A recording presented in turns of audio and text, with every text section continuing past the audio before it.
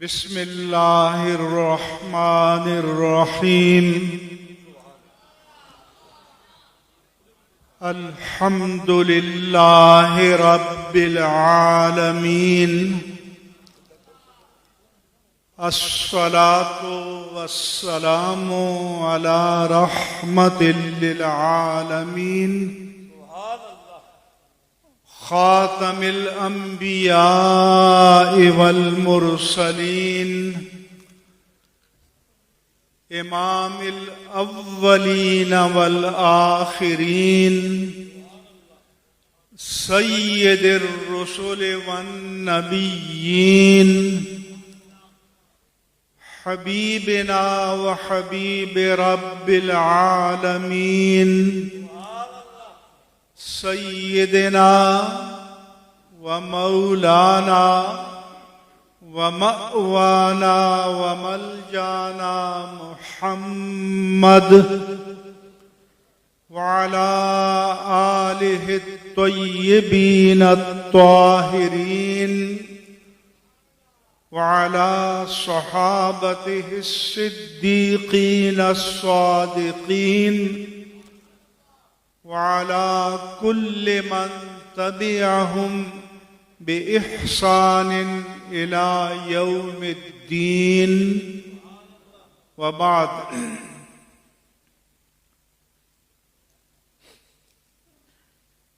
اس روحانی مرکز اور اس آستان عالیہ کے سجادہ نشین صاحب مسند جلیلہ حضرت قبلہ بابا جی پیر عبدالحق صاحب دامت برکاتہم العالیہ ومتعنا اللہ تعالی بطول بقائہ. میرے ساتھ تشریف لائے ہوئے حضرت علامہ پیر سید مظفر شاہ صاحب اور حضرت علامہ لیاقت حسین ازہری صاحب اور اسٹیج پر موجود اجلہ افاضل اکابر حضرات علماء کرام مشائخ اعظام خطباء ملت مدرسین کرام اس روحانی مرکز کے مریدین مسترشدین معتقدین محبین اور منسلکین، میرے تمام دینی بھائیوں، السلام علیکم ورحمۃ اللہ وبرکاتہ.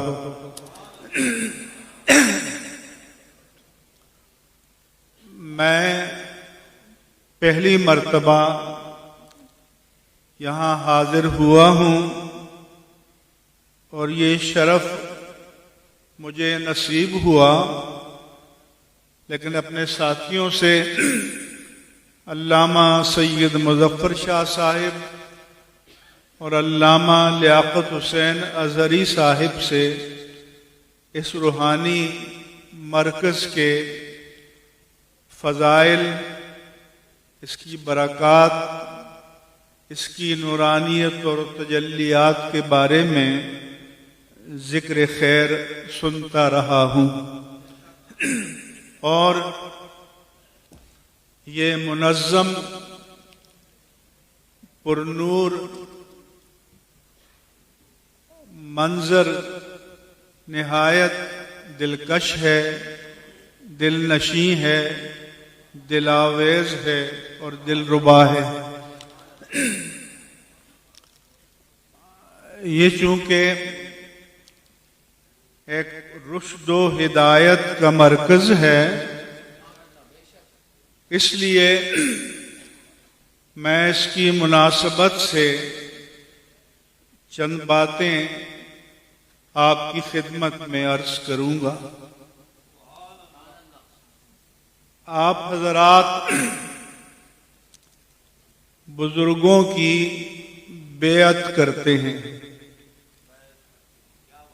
یہ لفظ بیعت جو ہے یہ اسی بے سے بنا ہے جو آپ کاروباری میدان میں کرتے ہیں، خرید و فروخت کرتے ہیں، لین دین کرتے ہیں، زمینوں کے، پلاٹوں کے، دکانوں کے، مکانوں کے، جو اس کے معنی ہیں، اس بیعت کے معنی بھی یہی ہیں۔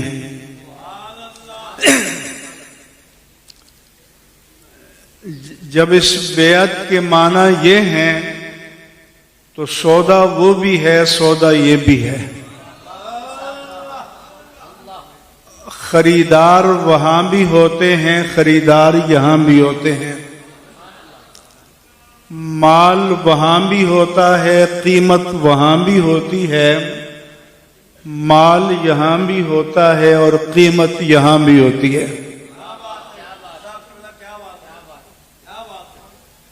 اب یہ مال کیا ہوتا ہے اور قیمت کیا ہوتی ہے، یہ اللہ پاک نے قرآن میں بیان فرمایا۔ فرمایا کہ وَمِنَ النَّاسِ مَن يَشْرِي نَفْسَهُ ابْتِغَاءَ مَرْضَاتِ اللَّهِ۔ کچھ لوگ وہ ہیں جو اپنے نفس کا، اپنی جان کا سودا کر لیتے ہیں، اپنی جان کو بیچ دیتے ہیں، اور بدلے میں قیمت کیا ملتی ہے؟ اللہ کی رضا، اللہ کی خوشنودی۔ تو اللہ فرماتا ہے کہ میرے کچھ، اور جیسے دنیا کے کاروبار کے ڈیلر ہوتے ہیں، ایجنسی ہوتی ہے، نمائندہ ہوتے ہیں، تو ادھر بھی اللہ تعالی کی طرف سے ڈیلر بیٹھے ہوئے ہیں۔ تو اللہ فرماتا ہے کہ یہ جو آپ بیعت ہے، یہ آپ جان ان کے ڈسپوزل پر دیتے ہیں، اور بدلے میں اللہ فرماتا ہے کہ میری رضا ملتی ہے۔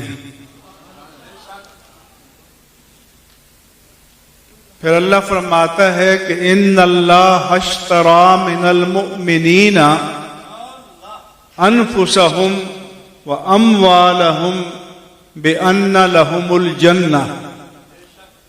اللہ نے مومنوں سے ان کی جانوں اور مالوں کو خرید لیا ہے۔ حقیقت تو یہ ہے کہ نہ جان ہماری ہے نہ مال ہمارا ہے، جان بھی اس کی دی ہوئی ہے اور مال بھی اس کا دیا ہوا ہے۔ لیکن بندہ رب کے ساتھ کرتا کیا ہے؟ اگر یہاں کوئی کسی کو 1,00,000 روپے دے دے اور پھر کہے کہ 2,500 یا 5,000 بھائی مجھے دے دو، اور وہ کہے کہ میں تو نہیں دیتا، تو آپ کہیں گے بڑا کمینے ہے۔ اور اللہ ہمیں جان دے دے اور مال دے دے اور کہہ دے کہ اس میں سے کچھ ہمارے نام پہ دے دو، تو بندہ اس کے لیے تیار نہ ہو۔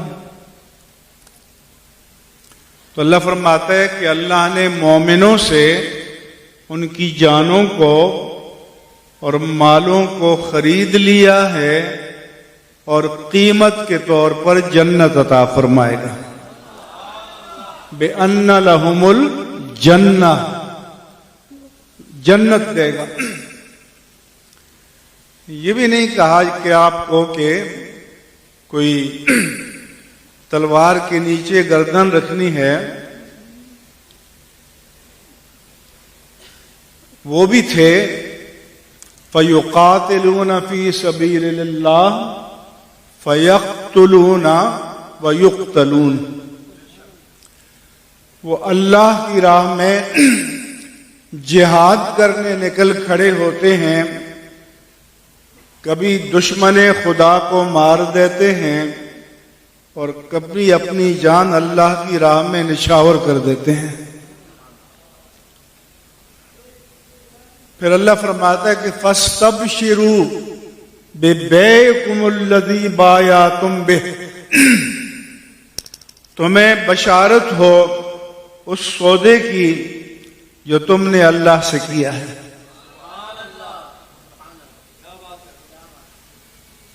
اب آپ ذرا دل پر ہاتھ رکھ کر فیصلہ کریں کہ بیعت کرتے وقت یہ سوچا تھا آپ نے کہ ہم سودا کر رہے ہیں؟ جان کا سودا کر رہے ہیں، مال کا سودا کر رہے ہیں؟ آپ تو بڑا آسان کرتے ہیں کہ بھئی ادھر خطابات ہوں گے، آپ نعرے لگائیں گے اور جنت میں پہنچ جائیں گے۔ تو اس طرح تو وہ بھی نہیں پہنچے کہ جنہوں نے اللہ کے حبیب کو اپنے سامنے اٹھتے بیٹھتے چلتے پھرتے خلوت میں جلوت میں بزم میں رزم میں دیکھا تھا، انہیں بھی عظیمت کی راہوں سے گزرنا پڑا تھا۔ آج کل تو آپ نئے بنڈل لا کر پھینکتے ہیں اور خرید لیتے ہیں، کوئی بات ہی کوئی نہیں ہے۔ دین اتنا سستا ہو گیا ہے بندے کی نظر میں۔ تو جو صحابہ بیعت کرتے تھے، کئی بیعتیں تھیں۔ پہلی بیعت بیعت علی الاسلام تھی، جب کلمہ پڑھ کر اسلام میں داخل ہوتے تھے تو سودا کر لیتے تھے۔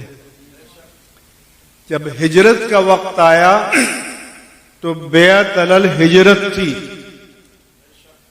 جب جہاد کا وقت آیا تو بیعت علی الجہاد تھی،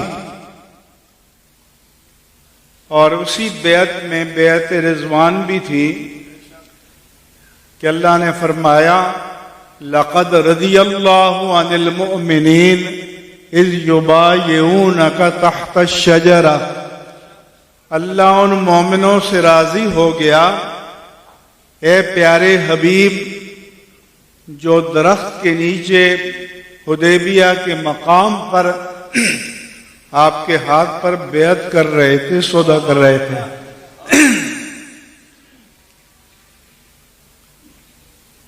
صحابی سے پوچھا کہ آپ نے جو بیعت کی تھی تو آپ کے ذہن میں اس کی قیمت کیا تھی؟ آپ نے جو اللہ کے حبیب کے ہاتھ میں ہاتھ دیا تھا تو آپ کے ذہن میں قیمت کیا تھی؟ انہوں نے کہا بایعنا علی الموت، ہم نے جان کا سودا کیا تھا کہ اگر اللہ اور اس کے رسول کو اور دین کو ہماری جان مطلوب ہوئی تو جان پیش کر دیں گے۔ یہ اسلام ایسے ہی نہیں پہنچا یہاں تک، اتنی آسانی سے نہیں پہنچا۔ پھر یہ بیعت کے مراحل گزرتے رہے۔ یہ تو شکر کرو کہ نورانی صورتیں ہیں،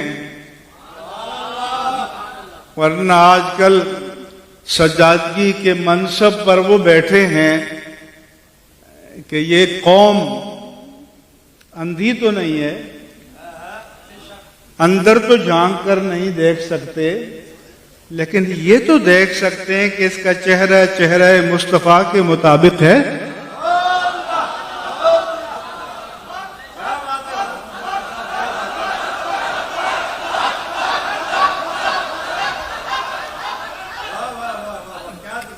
کیا یہ ہو رہا ہے؟ میں ابھی بھی کہہ رہا تھا کہ ایک دن سال میں شاہ محمود قریشی، یوسف رضا گیلانی، فیض صالح حیات اور نہ جانے کون کون پگڑی پہن کے مریدوں کو جنت چھوڑاتے ہیں. سال بھر مرید بھی فارغ، وہ بھی فارغ. یہ کون سی بیعت ہے؟ یہ کون سا سودا ہے؟ اللہ تو فرماتا ہے کہ وَمِنْهُمْ مَنْ قَضَى نَحْبَهُ وَمِنْهُمْ مَنْ يَنْتَظِرُ. بعض تو میری راہ میں نقد جاں پیش کر چکے ہیں اور بعض اپنی باری کے انتظار میں لائن میں کھڑے ہیں. ہے کوئی لائن میں کھڑا؟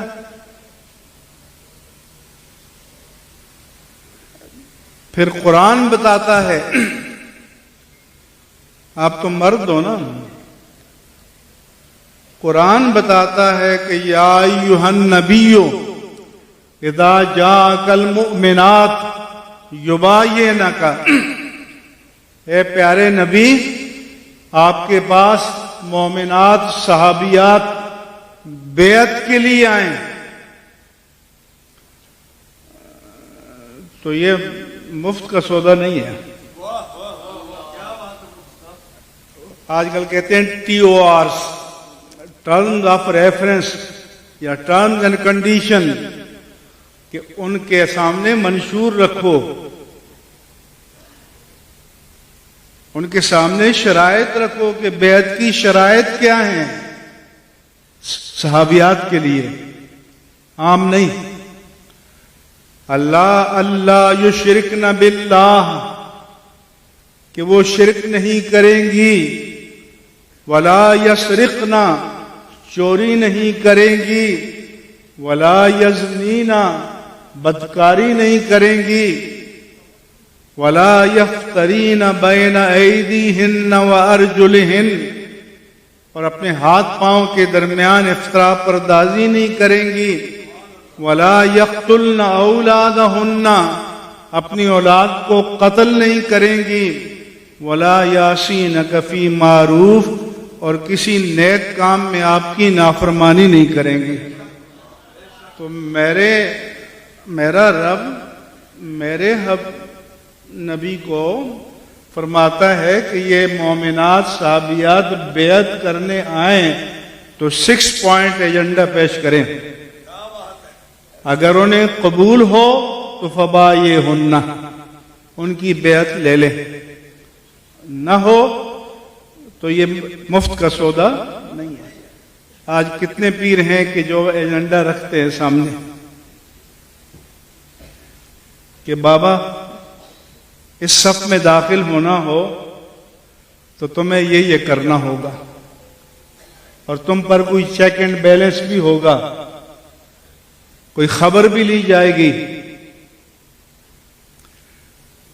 تو یہ جو اہل سنت و جماعت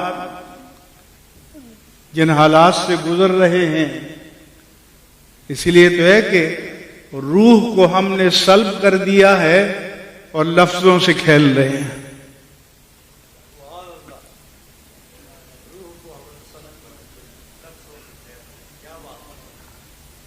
اور حضور صحابہ سے فرماتے کبھی کبھی کہ تم نے بھی اگر بیعت مومنات کرنی اور صحابیات تو آؤ کر لو. تو اس لیے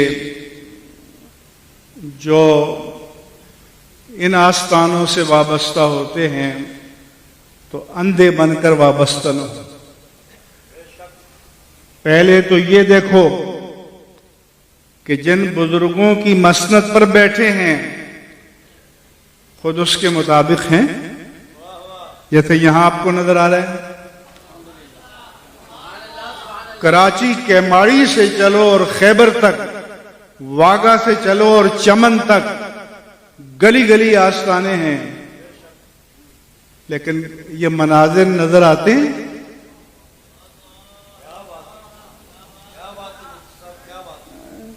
اور میں ابھی بھی کہہ رہا تھا کہ ہم تو ان میلاد یا 11ویں کے جلسے میں بھی دیکھ کے بغیر نہیں آتے. تو جو دیگ قورمے اور پلاؤ اور بریانی کے بغیر 2 گھنٹہ دین کا پیغام سننے کے لیے قربان نہ کر سکیں تو یہ علامہ خادم حسین کے ساتھ کھڑے ہو کر میدان میں آئیں گے؟ اس لیے تو میں کہا کرتا ہوں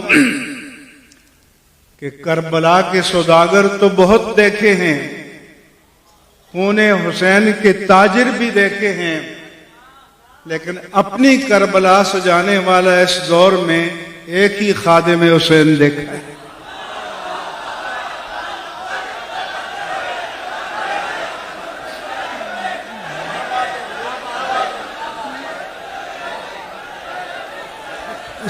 اس لیے ان آستانوں سے جو وابستہ ہیں تو اپنی ذمہ داریوں کو بھی سمجھیں۔ میں ایک مرتبہ اسلامی یونیورسٹی باولپور گیا، وہاں خطبہ کی ٹریننگ تھی، تربیت کے لیے انہوں نے مجھے بلایا کراچی سے، سارے وی سی ڈین پروفیسر بیٹھے تھے اور ڈویژن کے خطباء تھے، تو میں نے ان سے کہا کہ میرے عزیزوں، میں نے یہ جو ایڈورٹائزمنٹ کے ادارے ہوتے ہیں جو اشتہارات بناتے ہیں، ٹی وی پر چلتے ہیں، اخبارات میں آتے ہیں، تو میں نے ان سے پوچھا کہ آپ کی سائنس کیا ہوتی ہے؟ جب آپ کوئی ایڈ بناتے ہیں، اشتہار بناتے ہیں، تو آپ کے پیچھے ذہن میں کیا ہوتا ہے؟ انہوں نے کہا ہمارے ذہن میں یہ ہوتا ہے، سائنس یہ ہوتی ہے، اشتہار اس طرح بناتے ہیں کہ اگلا اشتہار کو دیکھے تو سمجھے کہ اگر میں نے یہ پروڈکٹ نہ خریدی تو میرا نقصان ہوگا۔ تو میں نے کہا ہم نے بھی اپنے آپ کو اسلام کی مارکیٹنگ کے لیے پیش کیا ہے، تو مجھے آپ بتائیں اگر ہمارے دامن پر داغ ہوں گے، دھبے ہوں گے، چھول ہوگا تو قصور ہمارا ہوگا، لیکن لوگ تان اسلام پر کریں گے کیونکہ ہم اس کے نمائندے بن کر آ رہے ہیں۔ کیوں کہ اسلام عارض ہے، اس کا وجود الگ کوئی وجود نہیں ہے، وہ میرے اور آپ کے وجود کے ساتھ ہے۔ ہماری نماز میرے اور آپ کے وجود کے ساتھ ہے، ورنہ تو یہ ہمارے قبلہ پیر صاحب ایک بہت خوبصورت سا ماڈل بنا لیتے اور لوگ پوچھتے اسلام کیسا ہوتا ہے تو پردہ اٹھا کے دکھا دیتے ایسا خوبصورت ہوتا ہے۔ تو دنیا تو آپ میں اسلام کو دیکھے گی، مجھ میں دیکھے گی، ان میں دیکھے گی، اور پھر فیصلہ کرے گی کہ اسلام کیسا ہے۔ ایک کیٹ اسٹیون پاپ سنگر تھا یو کے میں، اس نے اسلام قبول کیا، یوسف اسلام نام رکھا، تبلیغ کرنے لگا، جرمنی میں گیا اور کچھ لوگوں کو اسلام میں داخل کیا، اپنے گورے لوگوں کو۔ سال کے بعد گیا کہ اپنے نومسلم بھائیوں کی خبر لوں، تو دیکھا کہ وہ جو کرسچینٹی سے اسلام میں آیا تھا پلٹ کر پھر عیسائی ہو گیا۔ تو کہا، میں نے پوچھا کہ بابا یہ کیا ہو گیا؟ میں تو آپ کو کلمہ پڑھا کر گیا تھا۔ اس نے کہا، کیٹ تم نے میرے سامنے قرآن کا اور سیرت مصطفیٰ کا اسلام پیش کیا تھا، اس کو پڑھ کر میں مسلمان ہو گیا تھا، لیکن جب چلتے پھرتے مسلمان کو دیکھا تو پلٹ کر عیسائی ہو گیا۔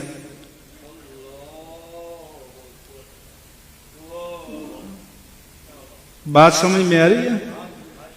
ایک صحابی ایک علاقے میں جاتا تھا اور پورے علاقے میں انقلاب آ جاتا تھا۔ ہمارے اس خطے میں اسلام کیسے آیا؟ بادشاہ لے کر نہیں آئے، داتا صاحب لے کر آئے، خواجہ اجمیر لے کر آئے، بابا فرید لے کر آئے، تو کیا ہمارے ساتھ بھی اسلام کیری کر رہے ہیں آج کل؟ بنگلے بنتے ہیں مغرب میں بھی، بنگلے بنتے ہیں یہاں بھی، وہ جنت کا بنگلہ بھول جاتے ہیں۔ تو اس لیے تو میں کہتا ہوں کہ 5 مرلے کا پلاٹ خریدو تو 15 ماہرین سے پوچھو، اور جنت میں محل خریدو تو کسی سے نہ پوچھو۔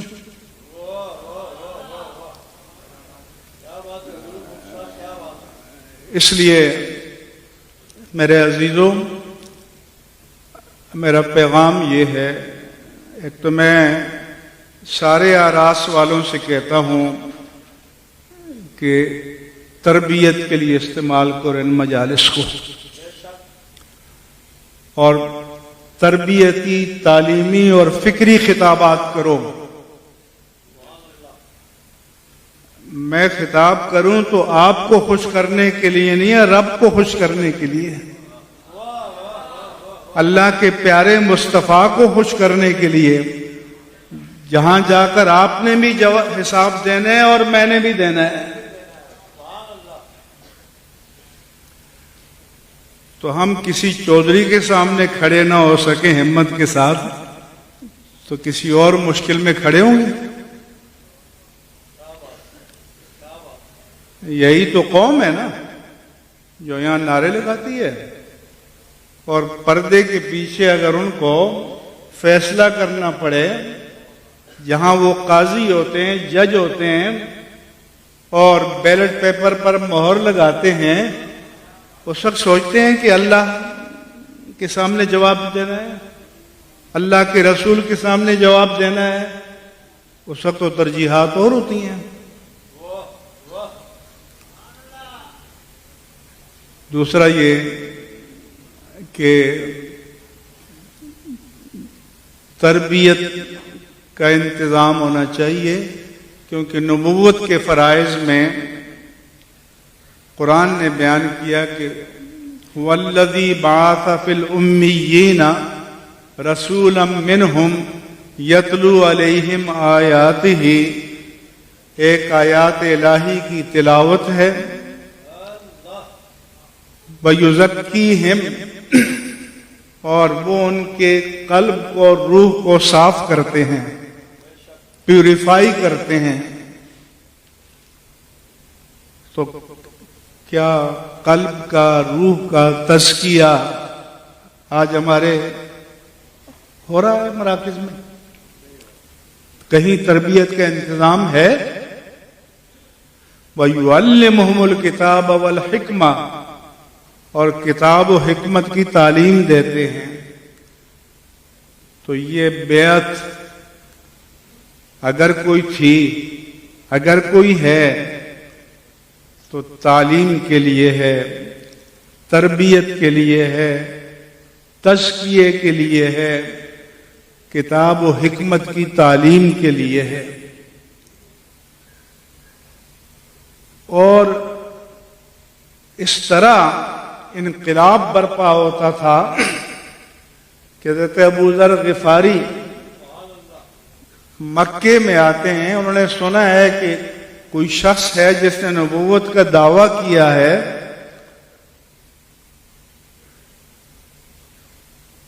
سلمان فارسی آتے ہیں دور کا سفر کر کے، لیکن ہمت نہیں کر پاتے کہ پوچھیں کہ وہ محمد کون ہے۔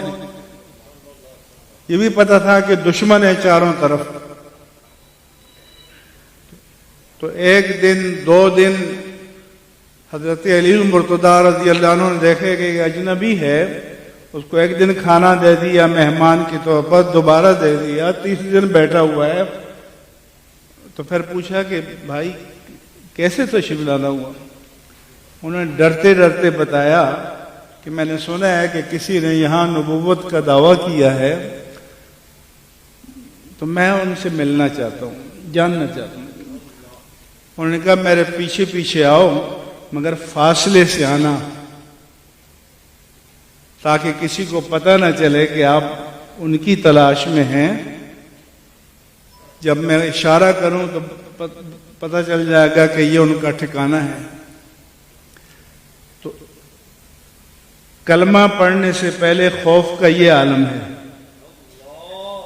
اور کلمہ پڑھ لیتے ہیں تو جا کے میدان میں کلمہ شہادت کہتے ہیں، مار کھاتے ہیں، لہو لہان ہوتے ہیں، لیکن وہ خوف ختم ہو جاتا ہے، انقلاب آتا ہے، تبدیلی آتی ہے۔ تو یہ ایک کلمہ اتنی تبدیلی لاتا ہے کہ ظاہر و باطن کو بدل دیتا ہے۔ اس لیے ایک تو میں کہوں گا کہ دینی مدارس و جامعات بناؤ۔ ہم گئے گزرے دور میں ہیں، لیکن اس حد تک غنیمت ہے کہ حرمین طیبین سمیت روئے زمین کی ساری مسجدیں بند ہو گئیں کورونا کی وجہ سے، لیکن اللہ کا شکر ہے کہ پاکستان کی مسجدیں کھلی رہیں اور ہم نے بند نہیں ہونے دیا، اور ان مسجدوں کے کھلے رہنے سے، آپ کی دعاؤں کی برکت سے پاکستان دنیا میں سب سے کم متاثر ہوا۔ تو مدارس مساجد کو آباد کرو، مدارس قائم کرو۔ مغرب والوں کو فکر ہوتی ہے، تمہارے حکمرانوں کی نہیں ہوتی، وہ تو ان کے غلام ہیں۔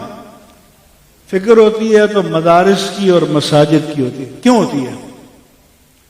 ان کو پتا ہے کہ یہ وہ مراکز ہیں، اور خاص طور پر پاکستان کے مدارس و جامعات کہ جہاں صرف علوم مصطفیٰ ہی کو نہیں، صورت مصطفیٰ کو بھی بچایا ہوا ہے۔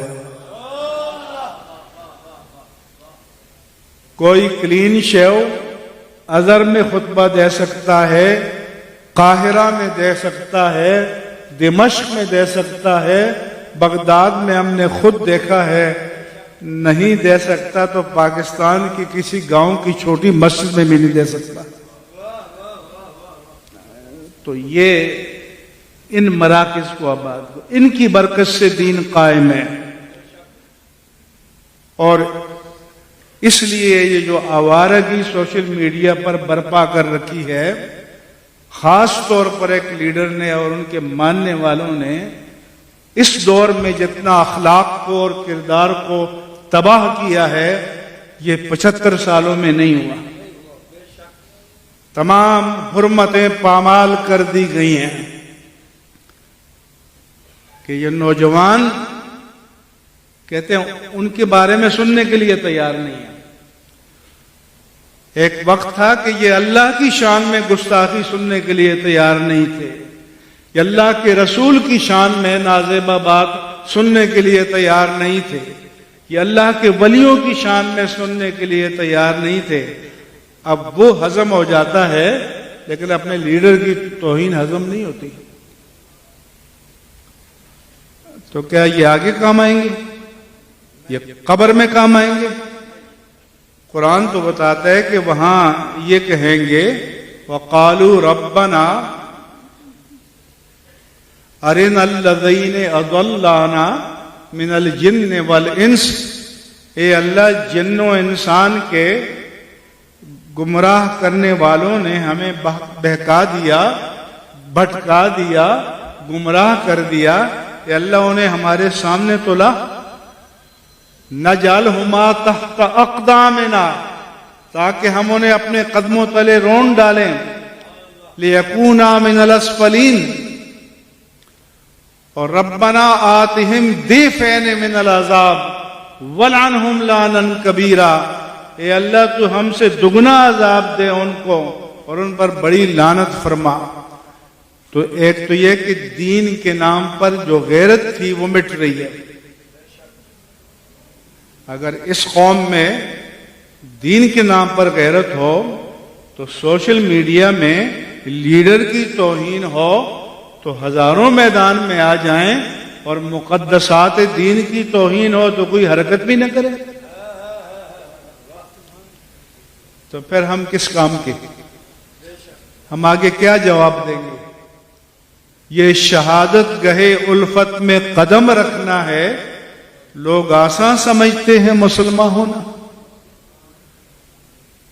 اس لیے میں نے اپنے دوستوں سے کہا ہے کہ ان مجالس کو تربیت کے لیے استعمال کرو، نظریاتی اور فکری خطابات کرو۔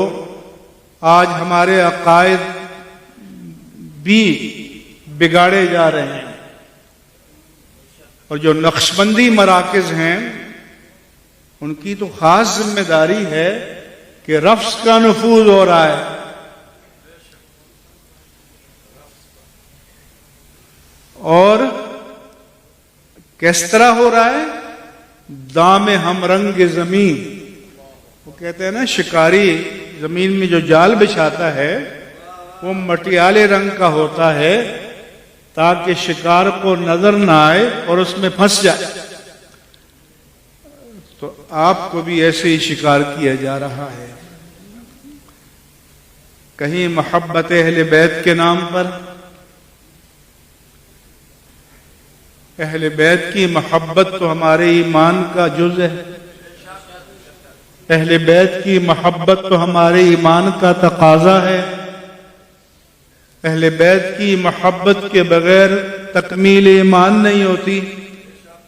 لیکن یہ کہاں سے آیا کہ اہل بیت کی محبت کی آڑ میں آپ صراحتاً، اشارتاً، کنایتاً، تاریزاً، توریتاً صحابہ کی توہین کریں؟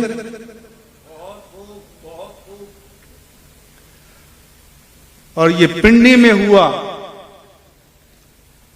کہ ایک شخص اسٹیج پہ تقریر کر رہا ہے، داد مل رہی ہے کہ میں آل رسول ہوں، میرا نسب بیان ہوگا، فلاں بن فلاں بن فلاں 1400 سال کا سفر طے کر کے بن امام زین العابدین بن امام حسین بن علی بن ابو طالب، کہتے ہیں محمد تو اس میں ہے ہی نہیں، تو محمد کو ابو طالب میں ضم کر دیا۔ تو کیا اللہ کے پیارے محمد ضم ہونے کے لیے آئے تھے؟ بولو۔ ہم نے آج تک تو یہ پڑھا اور پڑھایا کہ لولاک لما خلقت الافلاک، کہ یہ کارخانہ قدرت بنایا ہی اللہ نے اپنے پیارے مصطفیٰ کے لیے۔ اب وہ کہتے ہیں وہ تو سیکنڈری ہو گئے، ثانوی چیز ہو گئے، ضم ہو گئے۔ تو اگر تم نے آل رسول کہلانا ہے تو میرے آقا نے فرمایا کہ کلو بنی ابن اور کلو بنی انسا عصبتہ من ابی، کہ ہر باپ کا بیٹا یا ہر ماں کا بیٹا اس کا نسب اس کے باپ سے چلے گا، الا بنی فاطمہ، مگر خاتون جنت کی جو اولاد ہے، فرمایا کہ انا عصبتہم، سیدہ فاطمۃ الزہرا رضی اللہ عنہ کے جنکشن سے اس کا ٹریک میرے آقا کی جانب مڑ جائے گا، ورنہ حضرت علی المرتضیٰ رضی اللہ عنہ کی جو غیر فاطمی اولاد ہے، آوان کہلاتے ہیں، علی کہلاتے ہیں، علوی کہلاتے ہیں، سادات تو نہیں کہلاتے، لیکن کہتے ہیں کہ محمد کو ضم کر دیا اور ہضم کر دیا لوگوں نے۔ تو اگر آپ یہ بات ہضم کر لیتے ہیں تو پھر ناموس مصطفیٰ کہاں بچی؟ اگر آپ کے سامنے میدان میں کوئی کہے کہ محمد کو ابو طالب نے ضم کر دیا اور آپ کو غیرت نہ آئے تو پھر اور کوئی توہین ہے؟